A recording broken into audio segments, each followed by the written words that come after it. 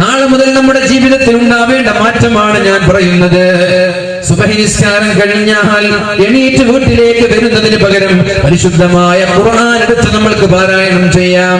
ഒരു അരമണിക്കൂർ പരിശുദ്ധമായ ഖുർആൻ പാരായണം ചെയ്താൽ ഒരു ജുസ് നമ്മൾക്ക് പൂർത്തിയാക്കാൻ സാധിക്കൂലേ? അത് കഴിഞ്ഞാൽ ഒരു 100 ഇസ്തിഗ്ഫാർ ചൊല്ലാമല്ലോ. അസ്തഗ്ഫിറുല്ലാഹൽ അസീം, അസ്തഗ്ഫിറുല്ലാഹൽ അസീം 100 ഇസ്തിഗ്ഫാർ ചൊല്ലാം. അത് കഴിഞ്ഞാൽ ഒരു 100 സ്വലാത്ത് ചൊല്ലാം. ഏത് സ്വലാത്താണോ നിങ്ങൾക്ക് ഇഷ്ടമുള്ളത്, ഏത് സ്വലാത്താണോ നിങ്ങൾക്കറിയുന്നത്, അപ്പോഴേക്കും സൂര്യൻ ഉദിക്കാനുള്ള സമയം ആവുകയാണ്. സൂര്യൻ ഉദിച്ചു കഴിഞ്ഞാൽ 2 റക്അത്ത് ഇശ്റാഖിന്റെ സുന്നത്ത് നിസ്കരിച്ചാൽ അവൻ അല്ലാഹു നൽകുന്നത് പരിപൂർണമായ ഉംറയുടെ പ്രതിഫലമാണെന്ന് മുഹമ്മദുർ റസൂലുള്ളാഹ്. സുബ്ഹി നിസ്കാരം ജമാഅത്തായി നിർവഹിച്ച് വീട്ടിൽ പോയി കിടന്നുറങ്ങാതെ അല്ലാഹുവിന്റെ ദിക്റിൽ മുഴുകിയ ആളുകൾ, സൂര്യൻ ഉദിക്കുന്നത് വരെ ദിക്റിലും സ്വലാത്തിലും മുഴുകിയ ആളുകൾ സൂര്യൻ ഉദിച്ച ഉടനെ 2 റക്അത്ത് ഇശ്റാഖിന്റെ സുന്നത്ത് നിസ്കരിച്ചാൽ പരിപൂർണമായ ഉംറയുടെ പ്രതിഫലമാണ് അല്ലാഹു അവർക്ക് നൽകുന്നത്. ഹജ്ജിന് പോവേണ്ട, അല്ലെങ്കിൽ മക്കത്തേക്ക് പോകേണ്ട ആവശ്യമില്ല.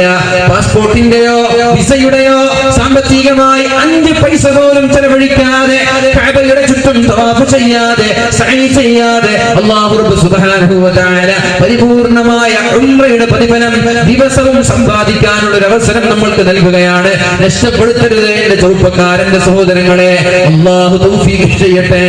ഇനി പെണ്ണുങ്ങളാണെങ്കിൽ വീട്ടിൽ വെച്ച് സുബഹി നിസ്കാരം കഴിഞ്ഞാൽ എണീറ്റ് വീട്ടിലേക്ക് പോയി കിടന്നുറങ്ങരുത്. നേരെ കിച്ചണിലേക്ക് പോകുന്നതിന് പകരം നമ്മൾക്ക് പരിശുദ്ധമായ ഖുർആൻ എടുത്ത് പാരായണം ചെയ്യാം. നമ്മൾക്ക് ഇസ്തിഗ്ഫാർ ചൊല്ലാം, സ്വലാത്ത് ചൊല്ലാം സൂര്യൻ ഉദിക്കുന്നത് വരെ. സൂര്യൻ ഉദിച്ചാൽ 2 റക്അത്ത് ഇശ്റാഖ് നിസ്കരിച്ച് പിന്നെയാവാം കിച്ചണിലേക്ക് പോകുന്നത്, പിന്നെയാവാം ഉറങ്ങാൻ പോകുന്നത്. ആ ബറക്കത്തായ സമയം ഒരിക്കലും നഷ്ടപ്പെടുത്തില്ല. അല്ലാഹു തൗഫീഖ് ചെയ്യട്ടെ. നമ്മൾക്ക് ഖുർആൻ ഓതാൻ സമയം കിട്ടാറില്ല.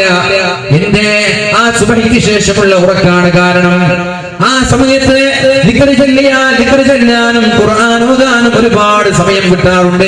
എത്ര വലിയ വെറുതാണെങ്കിലും ആ ഒരു സമയത്ത് ചൊല്ലിത്തീർക്കാൻ നമ്മൾക്ക് സാധിക്കാറുണ്ട്. പക്ഷേ എന്തെങ്കിലും ഒരു കാരണത്താൽ ആ സമയത്ത് നമ്മൾക്ക് ചെല്ലാൻ കഴിഞ്ഞില്ലെങ്കിൽ പിന്നെ മഗ്രിബ് വരെ ഓതാനോ അതിന് പകരം വെക്കാനോ സമയം കിട്ടാറില്ല. അത് സുബഹിക്ക് ശേഷമുള്ള സമയത്തിന്റെ ബർക്കത്താണെന്ന് ഓരോ ആളുകളും തിരിച്ചറിയണം. അല്ലാഹു തൗഫീഖ് ചെയ്യട്ടെ. പിന്നെയോ പരിശുദ്ധമായ ദുഹാ നിസ്കാരത്തിന്റെ സമയമായി. സൂര്യൻ ഉദിച്ച് 20 മിനിറ്റ് കഴിഞ്ഞാൽ ദുഹാ നിസ്കാരത്തിന്റെ സമയമായി. 4 റക്അത്ത് സുന്നത്ത് നിസ്കരിക്കാം. നമ്മൾക്ക് സ്കൂളിലേക്ക് പോകുന്ന വിദ്യാർത്ഥികൾ,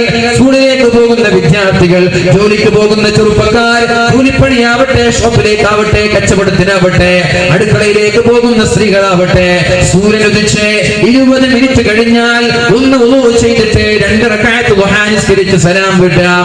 വീണ്ടും 2 റക്അത്ത് ദുഹാ നിസ്കരിച്ച് സലാം വിട്ടാം. അല്ലാഹുവിന്റെ ഹബീബ് ദുഹാ നിസ്കരിച്ചിരുന്നത് 4 റക്അത്ത് ആയിരുന്നു. 8 റക്അത്ത് വരെ നിസ്കരിക്കാമെങ്കിലും 4 റക്അത്ത് അല്ലാഹുവിന്റെ ഹബീബ് നിത്യമായി നിസ്കരിച്ചിരുന്നു എന്ന് മഹദിയായ ആയിഷ ബീവി റളിയല്ലാഹു അൻഹാ.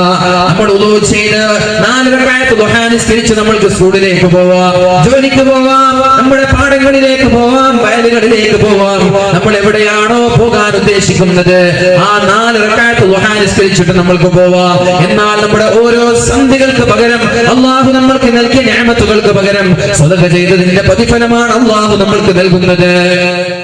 പിന്നെ ളുഹറിന്റെ സമയമായാൽ ഉടനെ ളുഹറിന് മുമ്പ് 4, ളുഹറിന്റെ ശേഷം 4 ജമാഅത്തായി നിസ്കരിക്കാൻ നമ്മൾ സമയം കണ്ടെത്തണം. പിന്നെ അസ്റിന്റെ മുമ്പ് 4 അസ്ർ നിസ്കാരം ജമാഅത്തായി പങ്കെടുത്ത് വൈകുന്നേരങ്ങളിൽ കളിക്കേണ്ടവർക്ക് കളിക്കാമല്ലോ. ചെറുപ്പക്കാരാ, വൈകുന്നേരങ്ങളിൽ കളിക്കുന്നത് നമ്മുടെ ആരോഗ്യത്തിന് നല്ലതാണ്. പാടങ്ങളിൽ പോയി പിക്കാക്സോ കൈകോട്ടോ പിടിക്കാത്ത ആളുകൾ, പാടങ്ങളിൽ പോയി ജോലി ചെയ്യാത്ത ആളുകൾ, വിയർപ്പ് ശരീരത്തിൽ നിന്ന് വിയർപ്പൊലിക്കാത്ത ആളുകൾ, അവർക്കാണ് വൈകുന്നേരങ്ങളിൽ ആരോഗ്യം സൂക്ഷിക്കാൻ വേണ്ടി കളിക്കുന്നതിൽ പരിശുദ്ധമായ ഇസ്ലാം ഒരിക്കലും എതിർപ്പില്ലല്ലോ. അല്ലാഹുവിന്റെ ഹബീബായ മുഹമ്മദുർ റസൂലുള്ളാഹി സ്വല്ലല്ലാഹു അലൈഹി വസല്ലം പഠിപ്പിക്കുന്നുണ്ട്, അൽ മുഅ്മിനുൽ ഖവിയ്യു ഖൈറുൻ വ അഹബ്ബു ഇലല്ലാഹി മിനൽ മുഅ്മിനിൽ ളഈഫ്. അല്ലാഹുവിന്റെ ഏറ്റവും ഇഷ്ടമുള്ളത് ബലഹീനനായ, ശക്തിയില്ലാത്ത, ആരോഗ്യമില്ലാത്ത സത്യവിശ്വാസിയേക്കാൾ അല്ലാഹു ഇഷ്ടപ്പെടുന്നത് നല്ല ആരോഗ്യമുള്ള, നല്ല ബോഡി ഫിറ്റ്നസ് ഉള്ള മുഅ്മിനെയാണ്. അവനാണ് ഖൈർ എന്ന് മുഹമ്മദുർ റസൂലുള്ളാഹ്. പരിശുദ്ധ റസൂലുള്ളാഹി സ്വല്ലല്ലാഹു അലൈഹി വസല്ലമ തങ്ങൾ പഠിപ്പിക്കുകയാണ്, ശരീരം അനങ്ങാതെ ചിക്കനും മറ്റുള്ള വിഭവങ്ങളും കഴിച്ച് ശരീരത്തിലേക്ക് കൊളസ്ട്രോൾ കയറി, ഫാറ്റ് കൂടി, ദുർമേധസ് കൂടി, ഷുഗർ കൂടി, പിന്നീട് 40 വയസ്സായാൽ ഭക്ഷണം കഴിക്കാൻ കഴിയുന്നില്ല, മുട്ടമടക്കാൻ കഴിയുന്നില്ല, ഇരുന്നാൽ ഇരിക്കാൻ കഴിയുന്നില്ല. അപ്പൊ എന്താണ് സംഭവിക്കുന്നത്?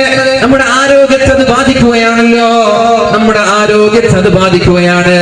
ചെറുപ്പത്തിൽ അധ്വാനിക്കാത്തത് നമ്മുടെ വാർദ്ധക്യത്തെ ബാധിക്കുകയും ആ സമയത്ത് ഇബാദത്ത് എടുക്കാൻ നമ്മൾക്ക് സാധിക്കാതെ വരികയും ചെയ്യുന്നുണ്ട്.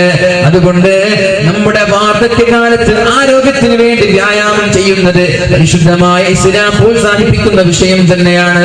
ഒരു മഗ്രിബ് വരെ പക്ഷേ ഹാഫ് ട്രൗസർ ഇട്ടുകൊണ്ട് നമ്മുടെ ഔറത്ത് മറക്കാതെ ഒട്ടിന് മുകളിലുള്ള ട്രൗസർ ധരിച്ച് കളിക്കുന്നത് ഹറാമാണ്. ഔറത്ത് ഒഴിവാക്കരുത്. ഇതൊരു പക്ഷേ നിങ്ങൾക്ക് വിചിത്രമായി തോന്നിയേക്കാം.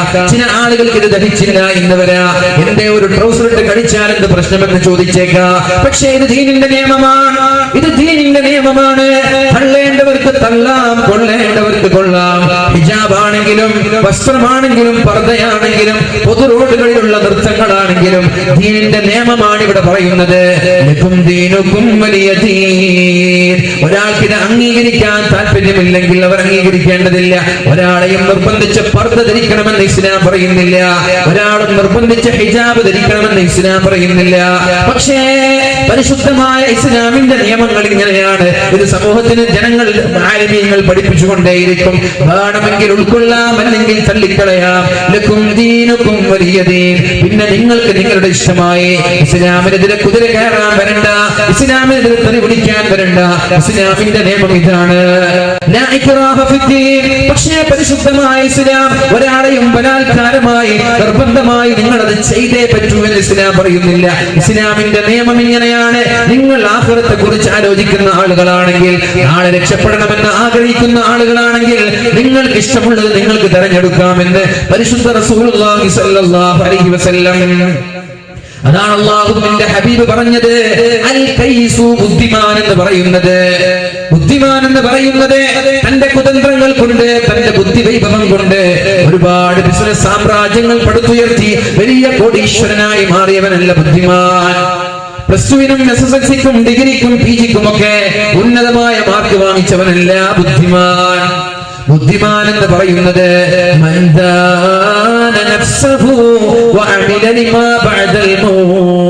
ഈ ശരീരം മരിക്കാനുള്ള ശരീരമാണ്. ഒരു 60 വയസ്സ് കഴിഞ്ഞാൽ എന്റെ ആരോഗ്യം രക്ഷിക്കാനുള്ളതാണ്. എങ്ങനെയാണോ എന്റെ ചെറുപ്പത്തിൽ ഞാൻ ജീവിച്ചത്, നടക്കാൻ കഴിയാതെ, ഇരിക്കാൻ കഴിയാതെ, എന്റെ കാഷ്ടവും എന്റെ വിസർജ്യങ്ങളും ഉമ്മ എടുത്തതുപോലെ ഞാൻ വയസ്സായാൽ എന്റെ വിസർജ്യങ്ങൾ എടുക്കുന്നത് എന്റെ മക്കളാണ്. എന്റെ മുഖം ചുളിയാൻ പോകുന്നുണ്ട്. എത്ര പൊതുനിരത്തിലിറങ്ങി പൊതു റോഡിലിറങ്ങി നൃത്തം വെച്ചാലും പൊന്നുമോളെ, ഒരു 2, 3, 4 വർഷം കഴിഞ്ഞാൽ നിന്റെ മുഖം ചുളിയാൻ പോവുകയാണ്. നിന്നെ കണ്ടാൽ ആളുകൾ മൈൻഡ് ചെയ്യാത്തൊരു കാലം നിനക്ക് വരാൻ പോകുന്നുണ്ട്. ആ സമയത്ത് വിരൽ കടിച്ചിട്ട് എന്ത് കാര്യമാണുള്ളത്? പരസ്യമായി ദീനിനെ വെല്ലുവിളിച്ച്, പരസ്യമായി അല്ലാഹുവിനെ വെല്ലുവിളിച്ച്, വളരെ ബോധപൂർവം തോന്നിവാസങ്ങൾ ചെയ്തിട്ട് നിനക്കൊരിക്കലും ആരോഗ്യം നഷ്ടപ്പെടുന്ന ഒരു കാലം, നിന്റെ കൂടെ ആളുകൾ നിനക്ക് വേണ്ടി സപ്പോർട്ട് ചെയ്യാത്തൊരു കാലം വന്നാൽ അപ്പോഴായിരിക്കും നീ ഖേദിക്കുന്നത്. ഏതായാലും ബുദ്ധിമാന്റെ ലക്ഷണം എന്ന് പറയുന്നത് അൽ കയ്യിസു, ബുദ്ധിമാൻ, മൻ കാന നഫ്സഹു വഅമില ലിമാ ബഅദൽ മൗത്ത്. സ്വന്തം ശരീരത്തെ നിയന്ത്രിച്ച് എനിക്ക് ആഖിറത്തിലല്ലേ രക്ഷപ്പെടേണ്ടത്, ഇവിടെയല്ലല്ലോ. ഇവിടെ അല്പം ശരീരം മറച്ചു നടന്നാൽ എന്താ, ഇവിടെ കണ്ണ് നിയന്ത്രിച്ചാൽ എന്താ, ചെവി നിയന്ത്രിച്ചാൽ എന്താ, ഇവിടെ ഹറാം ചെയ്യാതെ ജീവിച്ചാൽ എന്താ, എനിക്ക് ആഖിറത്തിലല്ലേ രക്ഷപ്പെടേണ്ടത്. നാളെ ആഖിറത്തിൽ രക്ഷപ്പെടണമല്ലോ എന്ന ചിന്തയോടെ ആഖിറത്തെ കുറിച്ച് ചിന്തിക്കുന്നവനാണ് ബുദ്ധിമാൻ. ബുദ്ധി എന്ന് പറയുന്നത് ഇവിടുത്തെ കാര്യലാഭം നോക്കുന്നവനാണ്. 4-5 ആളുകൾ സോഷ്യൽ മീഡിയകളിലൂടെ നമ്മൾക്ക് സപ്പോർട്ട് ചെയ്യുമ്പോ ചില തോന്നിവാസികളായ ചാനലിന്റെ ആളുകൾ, ചാനലിന്റെ അവതാരകർ നിങ്ങൾക്ക് വേണ്ടി ശബ്ദിക്കുമ്പോ ഞാൻ ഭയങ്കര സംഭവമാണെന്ന് വിചാരിച്ച് പരസ്യമായി തോന്നിവാസങ്ങൾ വിളിച്ചു പറയുന്നത് ബുദ്ധിയല്ല, അത് വിഡ്ഢിത്തരത്തിന്റെ ലക്ഷണമാണെന്ന് തിരിച്ചറിയണേ.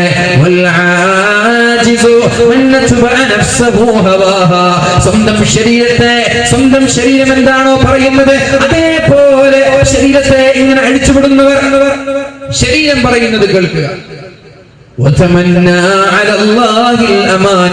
എന്നിട്ട് പറയാണ് അല്ലാഹുവിന്റെ സ്വർഗത്തിൽ ഞാൻ എത്തുമെന്ന്. ഉസ്താദുമാരുടെ പ്രഭാഷണങ്ങളിലെ സ്വർഗമാണ് സ്വർഗമെങ്കിൽ ആ സ്വർഗം ഞങ്ങൾക്ക് വേണ്ട എന്ന് പറയുന്ന ആളുകളില്ലേ? തുമ്മിയാൽ പതിക്കുന്ന മൂക്കാണ് ഇസ്ലാമെങ്കിൽ ആ ഇസ്ലാം എനിക്ക് വേണ്ട എന്ന് പറയുന്ന ആളുകളില്ലേ? സ്വന്തം ശരീരം പറയുന്നത് പോലെ ജീവിച്ച് തോന്നിവാസങ്ങളെല്ലാം ചെയ്തു കൂട്ടി നാളെ അല്ലാഹുവിന്റെ കോടതിയിൽ രക്ഷപ്പെടുമെന്ന് വിചാരിക്കുന്നവർ വിഡ്ഢികളുടെ ലോകത്താണെന്ന് മുഹമ്മദുർ റസൂലുള്ളാഹ്.